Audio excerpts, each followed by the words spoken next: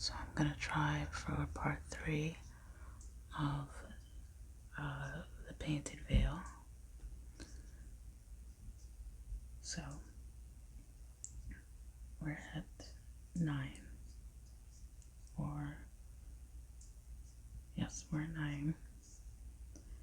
She had known him but a little while and had never taken much notice of him. She had no idea when or where they had first met till after their engagement. He told her that it was at a dance to which some friends had brought him.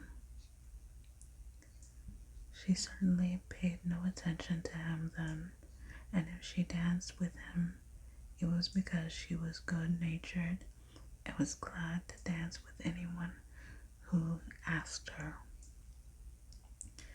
She didn't know him from Adam when a day or two later, at another dance, he came up and spoke to her. Then she remarked that he was at every dance she went to. You know, I've danced with you at least a dozen times now, and you must tell me your name, she said to him, at last in her laughing way. He was obviously taken aback. Do you mean to say you don't know it? I was introduced to you. Oh, but people always mumble. I shouldn't be at all surprised if you hadn't the ghost of an idea what mine was. He smiled at her. His face was grave and a trifle stern, but his smile was very sweet. Of course I know it. He was silent for a moment or two. Have you no curiosity? He asked then. As much as most women. It didn't occur to you to ask somebody or other what my name was? She was faintly amused. She wondered why he thought it could in the least interest her. But she liked to please. So she looked at him with that dazzling smile of hers, and her beautiful eyes, dewy ponds under forest trees, held an enchanting kindness. Well, what is it? Walter Fane. She did not know why he came to dances. He did not dance very well, and he seemed to know few people. She had a passing thought that he was in love with her, but she dismissed it with a shrug of her shoulders. She had known girls who thought every man they met was in love with them, and always found them absurd. But she gave Walter Fane just a little more of her attention. He certainly did not behave like any of the other youths who had been in love with her. Most of them told her so frankly and wanted to kiss her. A good many did. But Walter Fane never talked of her and very little of himself. He was rather silent. She did not mind that because she had plenty to say, and it pleased her to see him laugh when she made a facetious remark. But when he talked, it was not stupidly. He was evidently shy. It appeared that he lived in the East and was home on leave. One Sunday afternoon, he appeared at their house in South Kensington. There were a dozen people there, and he sat for some time, somewhat ill at ease, then went away. Her mother asked her later who he was. I haven't a notion. Did you ask him to come here? Yes, I met him at Badley's. He said he'd seen you at various dances. I said I was always at home on Sundays. His name is Fane, and he got some sort of job in the East. Yes, he's a doctor. Is he in love with you? Upon my word, I don't know. I should have thought you knew by now when a young man was in love with you. I wouldn't marry him if you were, said Kitty lightly. Mrs. Garrison did not answer. Her silence was heavy with displeasure. Kitty flushed. She knew that her mother did not care now whom she married so long as somehow she got her off her hands.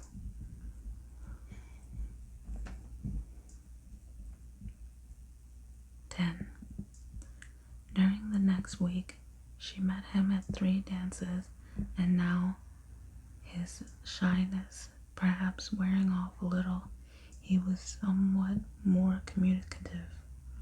He was a doctor, certainly, but he did not practice. He was a bacteriologist. Kitty had only a very vague idea what that meant. And he had a job at Hong Kong. He was going back in the autumn. He talked a good deal about China. She made it a practice to appear interested in whatever people talked to her of, but indeed the life in Hong Kong sounded quite jolly. There were clubs and tennis and racing and polo and golf. Do people dance much there? Oh yes, I think so. She wondered whether he told her these things with a motive. He seemed to like her society, but never by pressure of the hand, by a glance or by a word, did he give the smallest indication that he looked upon her as anything but a girl whom you met and danced with. On the following Sunday, he came again to their house.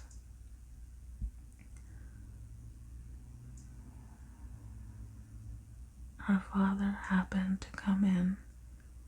It was raining, and he had not been able to play golf, and he and Walter Fane had a long chat. She asked her father afterwards what they had talked of. It appears he is stationed in Hong Kong. The Chief Justice is an old friend of mine at the bar. He seems an unusually intelligent young man. She knew that her father was, as a rule, bored to death by the young people whom, for her sake and now her sister's, he had been forced for years to entertain. It's not often you like any of my young men, father, she said. His kind, tired eyes rested upon her.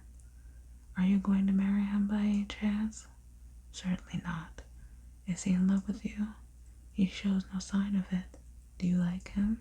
I don't think I do very much. He irritates me a little. He was not her type at all. He was short, but not thick-set, slight rather, and thin, dark and clean-shaven, with very regular, clear-cut features. His eyes were almost black, but not large. They were not very mobile, and they rested on objects with a singular presence. They were curious, but not very pleasant eyes. With his straight, delicate nose, his fine brow, and well-shaped mouth, he ought to have been good-looking. But surprisingly enough, he was not. When Kitty began to think of him at all, she was surprised that he should have such good features when you took them one by one, and yet he so far from handsome. His face was cold. His expression was slightly sarcastic, and now that Kitty knew him better, she realized that she was not quite at ease with him. He had no gaiety. By the time the season drew to its end, they had seen a good deal of one another, but he had remained as aloof and impenetrable as ever. He was not exactly shy with her, but embarrassed. His conversation remained strangely impersonal. Kitty came to the conclusion that he was not in the least in love with her. He liked her and found her easy to talk to, but when he returned to Hong Kong in November, he would not think of her again. She thought it not impossible that he was engaged all the time to some nurse in a hospital at Hong Kong, the daughter of a clergyman, dull, plain, flat-footed, and strenuous. That was the wife that would exactly suit him.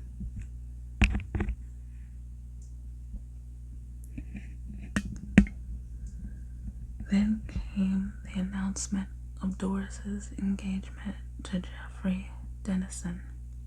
Doris, at 18, was making quite a good marriage, and she was 25 and single. Supposing she did not marry at all. That season, the only person who had proposed to her was a boy of 20 who was still at Oxford. She couldn't marry a boy 5 years younger than herself. She had made a hash of things. Last year, she had refused a widowed knight of the Bath with 3 children. She almost wished she hadn't. Mother would be horrible now, and Doris who had always been sacrificed because she, Kitty, was expected to make the brilliant match, would not fail to crow over her. Kitty's heart sank. 11. But one afternoon, when she was walking home from Harrods, she chanced to meet Walter Fane in the Brompton Road. He stopped and talked to her. Then casually, he asked her if she would not take a turn with him in the park. She had no particular wish to go home. It was not just then a very agreeable place. They strode along, talking as they always talked, of casual things, and he asked her where she was going for the summer. We always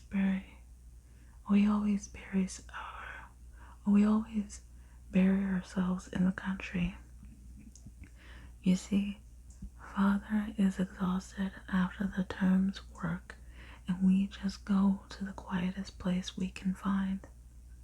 Kitty spoke with her tongue in her cheek, for she knew quite well that her father had not nearly enough work to tire him, and even if he had, his convenience would never have been consulted in the choice of a holiday. But a quiet place was a cheap place. "Don't you think those chairs look rather inviting?" said Walter suddenly. She followed his eyes and saw two green chairs by themselves under a tree on the grass. "Let us sit in them," she said. But when they were seated, he seemed to grow abstracted. He was an odd creature. She chattered on, however, gaily enough, and wondered when he had asked her to walk with him in the park. Perhaps he was going to confide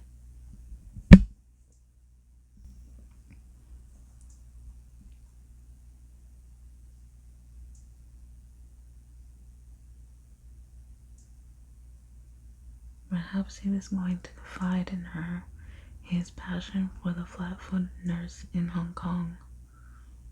Suddenly he turned to her, interrupting her in the middle of a sentence so that she could not but see that he had not been listening.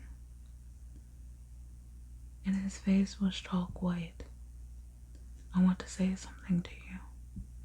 She looked at him quickly, and she saw that his eyes were filled with a painful anxiety. His voice was strange, low, and not quite steady. But before she could ask herself what this agitation meant, he spoke again. "I want to ask you if you'll marry me. You can knock me down with a feather." She answered, so surprised that she looked at him blankly. "Didn't you know I was awfully in love with you? You never showed it." I'm very awkward and clumsy. I always find it more difficult to say things I mean than the things I don't." Her heart began to beat a little more quickly. She had been proposed to often before, but gaily or sentimentally, and she had answered in the same fashion. No one had ever asked her to marry him in a manner which was so abrupt and yet strangely tragic. "It's very kind of you," she said doubtfully. "I fell in love with you the first time I saw you. I wanted to ask you before, but I could never bring myself to it." "I'm not sure if that's very well put," she chuckled. She was glad to have an opportunity to laugh a little, for on that fine sunny day the air about them seemed on a sudden heavy with foreboding. He frowned darkly. "Oh, you know what I mean. I didn't want to lose hope, but now you're going away, and in the autumn I have to go back to China." "I have never thought of you in that way," she said helplessly. He said nothing more. She looked down on the grass sullenly. He was a very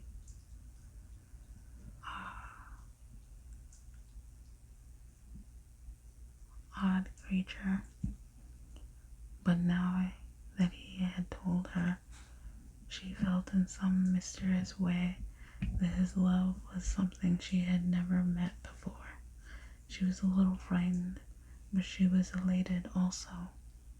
His impassivity was vaguely impressive. "You must give me time to think."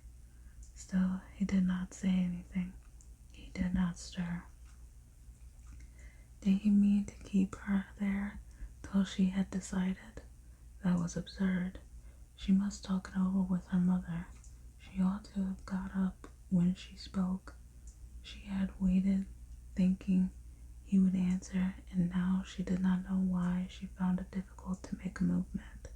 She did not look at him, but she was conscious of his appearance. She had never seen herself marrying a man so little taller than herself. When you sat close to him, you saw how good his features were and how cold his face. It was strange when you couldn't help being conscious of the devastating passion which was in his heart. I don't know you. I don't know you at all, she said tremulously. He gave her a look, and she felt her eyes drawn to his.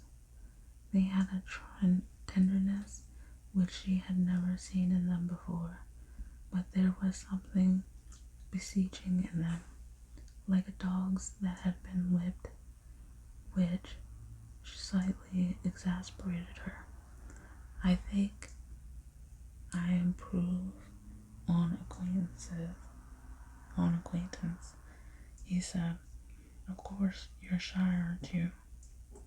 It was certainly the oddest proposal she had ever had, and even now it seemed to her that they were saying to one another the last things you should have expected on such an occasion.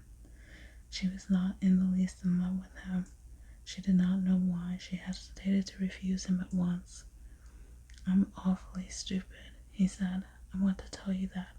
I love you more than anything in the world, but I find it so awfully difficult to say. Now that was odd too, for inexplicably enough it touched her. He wasn't really cold, of course. It was his manner that was unfortunate. She liked him at that moment better than she had ever liked him before. Doris was to be married in November. He would be on his way to China then, and if she married him, she would be with him. It wouldn't be very nice to be a bridesmaid at Doris's wedding. She would be glad to escape that, and then Doris, as a married woman and herself still single. Everyone knew how young Doris was, and it would make her seem older. It would put her on the shelf. It wouldn't be a very good marriage for her, but it was a marriage, and the fact that she would live in China made it easier. She was afraid of her mother's bitter tongue. Why, all the girls who had come out with her were married long ago, and most of them had children. She was tired of going to see them and gushing over their babies. Walter Fane offered her a new life. She turned to him with a smile which she well knew the effect of. If I were so rash as to say I'd marry you, when would you want to marry me? He gave a sudden gasp of delight, and his white cheeks flushed. Now, at once, as soon as possible. We'd go to Italy for our honeymoon, August and September. That would save her from spending the summer in a country vicarage, hired at 5 guineas a week, with her father and mother.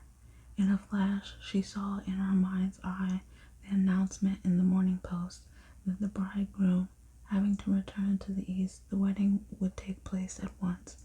She knew her mother well enough. She could be counted on to make a splash. For the moment, at least, Doris would be in the background, and when Doris's much grander wedding took place, she would be far away. She stretched out her hand. I think I like you very much. You must give me time to get used to you. Then it's yes? He interrupted. I suppose so. That's gonna be it for today. See ya.